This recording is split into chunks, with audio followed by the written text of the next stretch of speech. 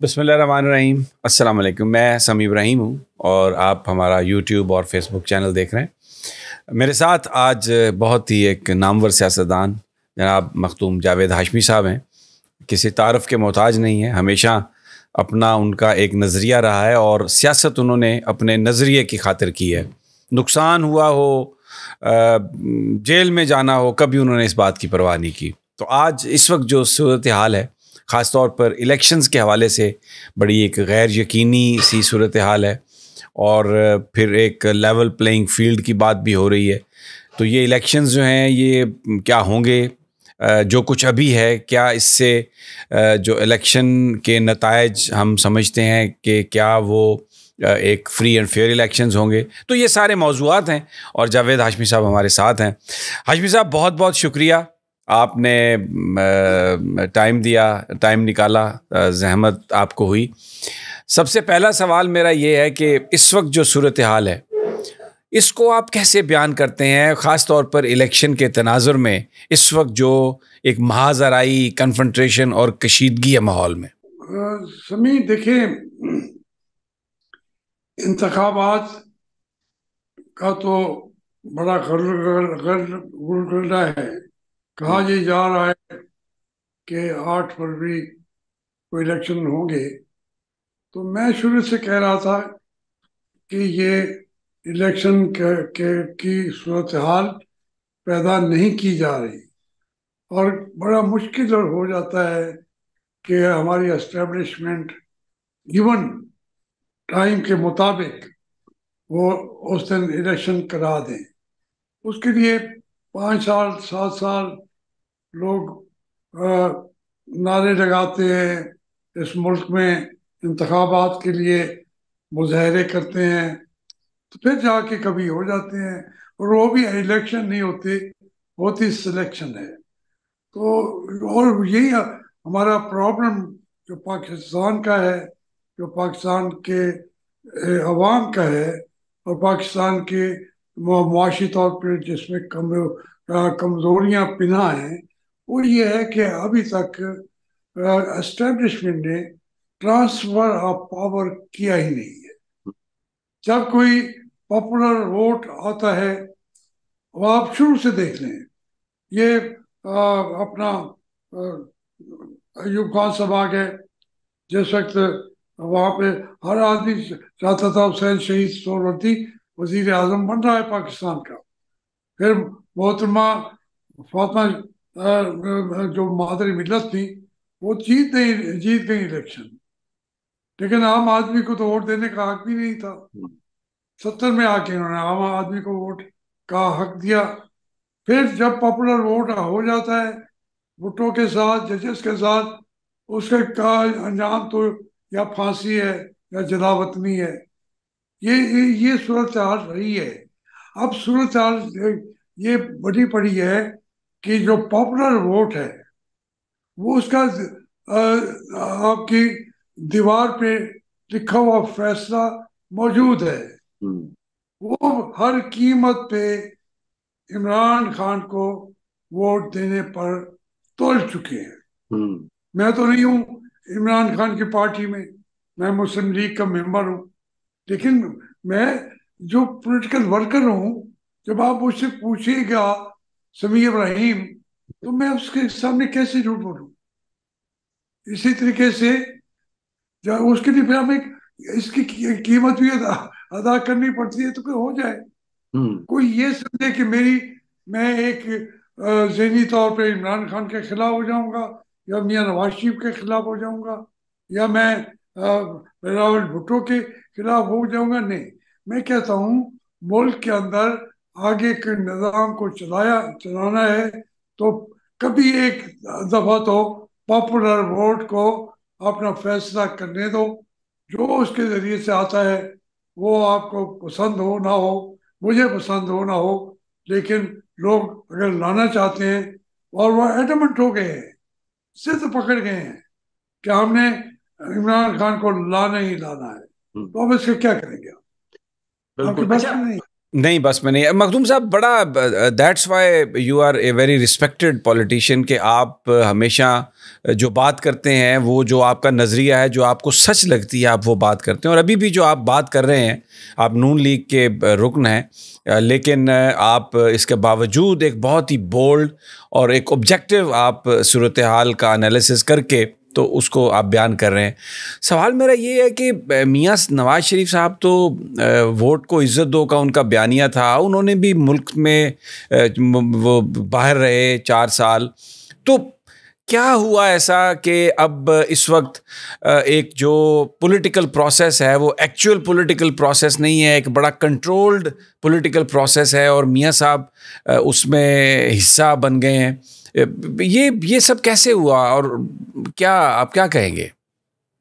सभी मैं बात करूंगा, शायद आपको भी पसंद ना आए, लेकिन बात इस मुल्क में 1992 से, जब मियां नवाज शरीफ ने कहा मैं डिक्टेशन नहीं लूंगा, गुलाम इसाक सदर थे, 558 की ताकत उनके पास थी, किसी वक्त भी उनको छींक भी आए तो पार्लियामेंट को वो मिलियमेट कर सकते थे।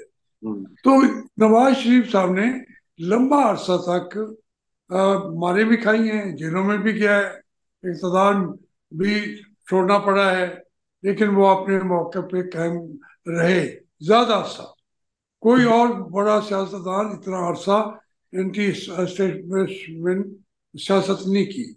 लेकिन फिर जब दबाव बढ़ जाते हैं या हालात ऐसे बन जाते हैं, तो फिर इमरान खान साहब भी, और मियां नवाज शरीफ साहब भी, और जरदारी साहब भी, और फजल रहमान साहब जो है, वो मेरे करीबी हैं, मेरे दिल के।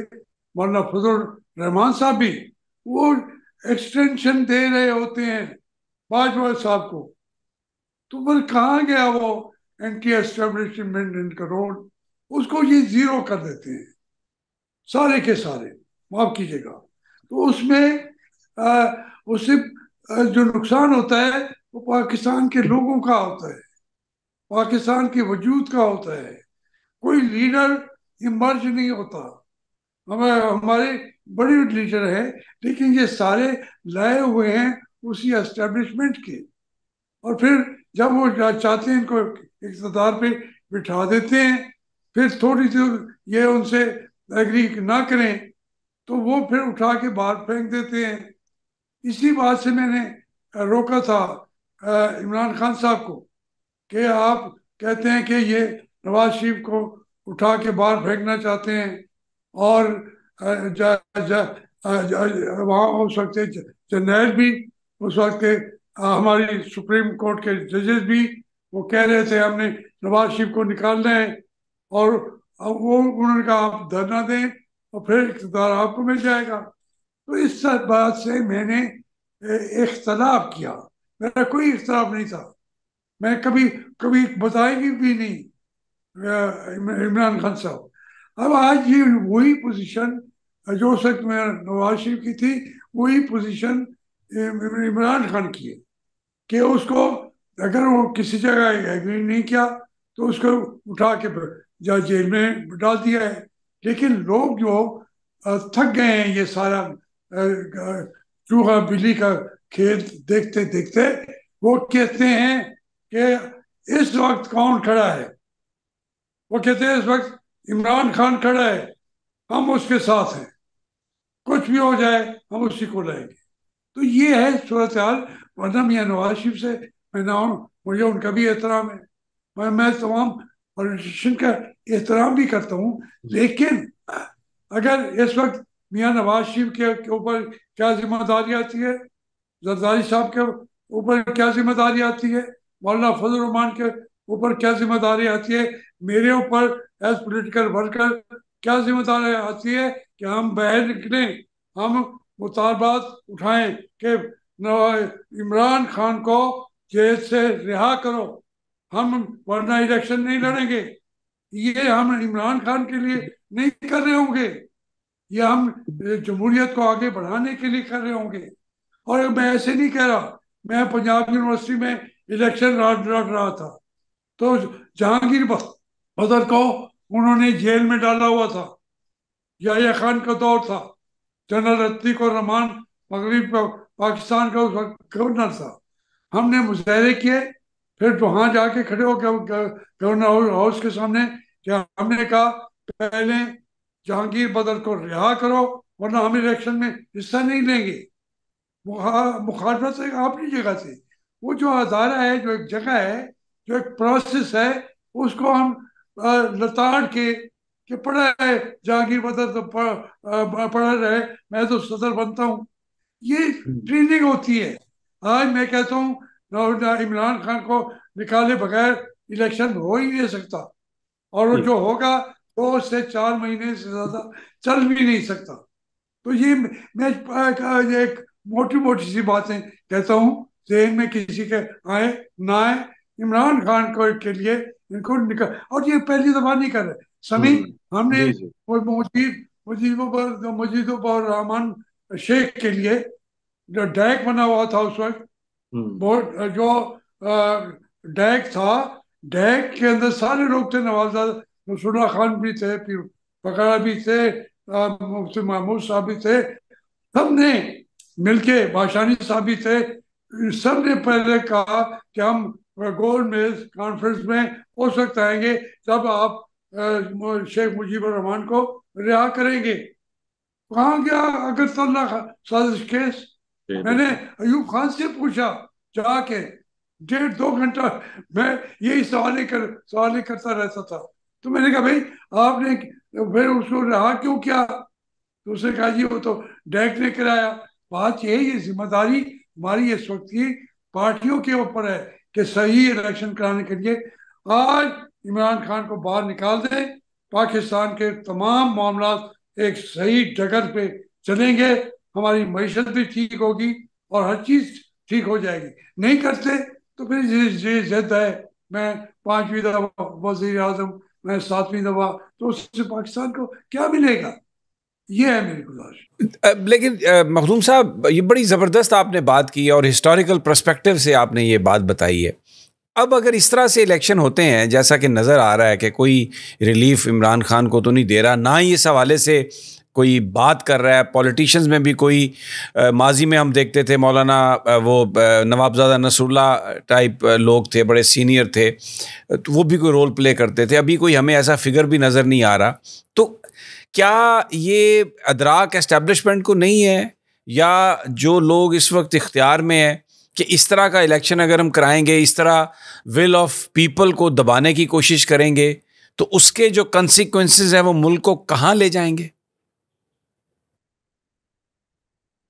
देखिए मैं तो उनके सामने भी हाथ जोड़ के बात करता हूँ कि जिस डगर पे आज आज इस वक्त पाकिस्तान चल पड़ा है, अगर क्वेटा के अंदर हमसे अमेरिका जो है बेसिस मांग रहा है, कुछ कहते हैं दे दिए, नहीं दे दिए, छोड़ दें इस बात को, लेकिन हम ये इलाका फिर पूरी तरह एक और बैनुल अक़वामी उसके अंदर, या हम सदाम होंगे या खुमैनी होंगे, तो इसमें हमें सोच समझ के फैसला करना चाहिए कि आप हमने अमेरिका को फिर जाके उसके सामने सर झुका देना है, या अपने अवाम को उनके अख्तियारात वापस देने चाहिए। तो मैं एस्टेब्लिशमेंट से कहता हूँ कि ये ट्रांसफर ऑफ पावर यहीं कर दो, तमाम मामला आपके ठीक होंगे। मैं तो ये कहता हूँ, मैं तो फौज के बूट चूमने की बात भी करता हूँ, उस एक्सट्रीम तक जाता हूँ कि हम जो चूमने के लिए भी तैयार हैं, लेकिन तैयार नहीं है। ये ये कहते हैं, तो उस वो क्या करेंगे? वो तो फिर बैनों का अक़वामी कुव्वतें इनके साथ खड़ी हो जाएंगी, जैसा परवेज मुशर्रफ के ने 9/11 के मौके पे अमेरिका के साथ हमारा बेच दिया, हमारे पठानों को, अफगानों को। आज तक वो हमारी दुरुस्त, गलतियां बिल्कुल दुरुस्त। खत्म नहीं हुई। हाँ हमने दुरुस्त है। उनको मैं बीच में, क्योंकि वक्त भी है ज़्यादा, बड़ी अच्छी बात आप कर रहे हैं, बिल्कुल ये सही बात करें, लेकिन जो बुनियादी तौर पर जो ये फरीज़ा है कि आप मुल्क में पॉलिटिकल प्रोसेस को चलाएं, वो तो सियासतदान उसके रिस्पॉन्सिबल है ना मखदूम साहब। एस्टेब्लिशमेंट तो पीछे है। अगर इस वक्त जो पॉलिटिशियंस हैं वो आपस में एग्री ना, यानी वो तय कर लें कि हमने एक प्योर पॉलिटिकल प्रोसेस लेके चलना है जैसे आपने कहा, तो उसमें तो फिर वो मुल्क में ऐसी सिचुएशन बना सकते हैं जहां पे किसी को कुछ की जरूरत ना पड़े। तो ये जो तारीखी रिस्पॉन्सिबिलिटी आएगी, डोंट यू थिंक कि ये फिर एट द एंड पॉलिटिशियंस पर ही आएगी? बिल्कुल आएगी। कौम ने इनको बार बार लीडर बनाया है, कौम ने इनको अपना सरदार बनाया है। ये सरदार बनने की बजाय अगर नौकरी पेशा बनना चाहते हैं तो ये बड़ा जुल्म है अपनी कौम के साथ। मैं यही उनके ज़मीर को जगाने की बार बार बार बात कर रहा हूँ। तो उस तरीके से, और वैसे तो तमाम के तमाम कुछ कोड लेके खड़े हैं एस्टेब्लिशमेंट के सामने, जिसमें मेरी खैर है कि आज इमरान को भी बुला के कहें कि हाँ जी हम आपके साथ हैं, वो भी कबूल कर लेगा। ये नवाज शरीफ साहब तो शायद पहले कबूल कर चुके हों, जरदारी साहब भी इक़्तिदार को कबूल कर लेंगे, मौलाना फजल रहमान भी। तो अगर उन्होंने सिर्फ इक़्तिदार लेना है तो पाकिस्तान तो जो है गरीबों का पाकिस्तान जो है उसके का तो फिर कोई वली वारिस भी ना रहा ना पाकिस्तान का। तो मखदूम साहब फिर अब वे फॉरवर्ड क्या है? आपको लगता है इलेक्शंस होंगे? क्योंकि अब खबरें ये आ रही हैं कि सियासी जमातें चली गई हैं, गवर्नर केपी कह रहे हैं जी फरवरी में बर्फबारी हो रही है, नून लीग कह रही है कि जी अब इलेक्शंस आगे एक चंद दिन हो जाने चाहिए, जरदारी साहब कह रहे हैं कोई फ़र्क नहीं पड़ता, और अभी ये खबरें हैं कि शायद इलेक्शन कमीशन को भी वो चीज़ें जो उन्हें चाहिए थी वो नहीं मिल रही। तो इन हालात में do you really see some election even if they are sham? आपसे एक बात फिर अर्ज कर, जी तमाम पार्टियां बशमूल तहरीक इंसाफ, बशमूल PMLN, ये सारे के सारे बशमूल एस्टेब्लिशमेंट वो इलेक्शन नहीं चाहते। एक आदमी ये बातें कर रहा था, वो है काजी, लेकिन इस मुल्क में किसने पूछा है भाई? वो तो काजी साहब तो अभी वक्त के साथ साथ बिल्कुल पूरी दिनों दुनिया के आगे नजर आ रहे हैं कि वो जंग लंबी लड़ने की उनकी न उनके पास हौसला है, न बाजू है, न हाथ है। तो हम तो अभी तक तवक्को लगाए बैठे थे कि काजी ईसा जो है वो आएगा और कहेगा कि ओवर माय डेड बॉडी। तो वो तो डेड बॉडी उन्होंने कह दिया है, हो सकता है वो इसकी परवाह भी ना करें। ये तमाम के तमाम जो लोग हैं वो इलेक्शन नहीं चाहते और होंगे भी नहीं। मैं तो पहले दिन से कह रहा हूं कि 8 फरवरी को इलेक्शन नहीं होंगे। अल्लाह करे मेरी ये बात झूठी साबित हो जाए, मेरा ये असेसमेंट जो है रॉन्ग हो जाए, अल्लाह करे। कोई ऐसी मूव आप माशाल्लाह बहुत आप सीनियर पॉलिटिशियन हैं, you are very well respected politician, कोई मूव होती हुई आपको नज़र आती है कहीं से कि ये एक जो बीच का रास्ता निकाला जाए और तमाम सियासी क़यादत को एक इलेक्शन लड़ने का भी मौका मिले और इलेक्शन भी ऐसे हों कि वो लेजिटिमेसी उसकी मानी जाए? कोई इस हवाले से कोई आपको मसालती मिशन कोई अदा करता हुआ कोई बंदा कोई ऐसा है जो नज़र आ रहा हो या आप समझते हो कि देश दैट पर्सन या that group should make a move? देखिए, दो चीज़ें हैं। एक तो पाकिस्तान का जो जोग्राफिया है वो अगर उसको मुस्बत तरीके से दिया जाता, मैंने 20-25 साल पहले अपनी किताबों में लिख दिया है कि सबसे इम्पोर्टेंट एरिया जो है इंडिया के लिए भी जितनी तरक्की उसने की है, चाइना के लिए भी जितनी तरक्की की है उन्होंने, रशिया का रुख भी जाए, ये मैंने कहा यही इधर ही होगा। ये मैंने 1987 की असेंबली में वो जो इस वक्त उसके ऊपर भी है विकी पीडिया पे भी 17 मई 1987 की तकरीर है कि अगर ये पाकिस्तान का जोग्राफिया इतना स्ट्रांग है कि ये मौका एक दवा दें, पाकिस्तान 1-2 साल के अंदर इकॉनमी करी ये आसमान को छू लेगा। लेकिन वो सारे के सारे ये देख ही नहीं रहे। वो हमारे बटके उल्टा हमारे खिलाफ हो जाता है जोग्राफिया, क्योंकि पाकिस्तान की मईशत के लिए आज सारे लोग आ रहे हैं।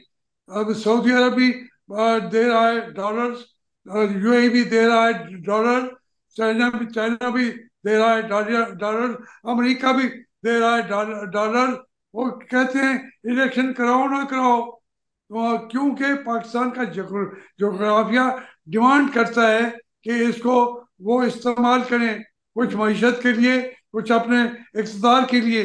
हमें उसके लिए उनके लिए आसान है कि इलेक्शन हुए बगैर कोई आदमी आ जाता है, A, B and C, not any Deccan Harry की बात नहीं कर रहा। तो वो उनको क्या पाकिस्तान के साथ, इसलिए पाकिस्तान के अंदर बहुत सारा 10-15 साल बगैर वोट के भी हुकूमतें चल सकती हैं, मईशत ठीक होती जाएगी। लेकिन जो पाकिस्तान का मुकद्दर है उसको मुकद्दर उसका ये उसके रास्ते में रुकावट बन जाएंगे छोटे छोटे सियासतदान। हमारी एस्टेब्लिशमेंट पाकिस्तान जहाँ खड़ा है इससे भी नीचे आ जाएगा। मैं ये सबके सोचने की बात है, मैं सबके लिए कह रहा हूँ, मैं किसी एक से के लिए नहीं कह रहा, मैं खुद को भी कह रहा हूँ कि मुझे अपने आप को हर कदम सोच समझ के उठाना चाहिए। खास के लिए जितनी कुर्बानियां देनी पड़ी मुझे देनी चाहिए, क्यों ना दूं। इस धरती ने मुझे इज्जत दी है, नाम दिया है, मुझे वजूद में दिया है, इसके बगैर तो मेरा वजूद ही नहीं है। तो इसलिए ये जंग जो थी अब खत्म हो जानी चाहिए, जो उनके जाती मफादात की जंग है। बड़े घर, बड़े बड़े माल दुनिया के अंदर इनके घर, कनाडा में, वहाँ पे ऑस्ट्रेलिया में, लंदन में, फ्रांस में, हर जगह यार, दुबई में, किसी और मुल्क के सियासतदानों के घर हैं। इंडिया के जो तरक्की ये होती है, इंडिया का कोई आदमियों के सियासतदानों के घर हैं बाहर, किसी के नहीं है, क्योंकि हम करते हैं ऐसी बातें हैं।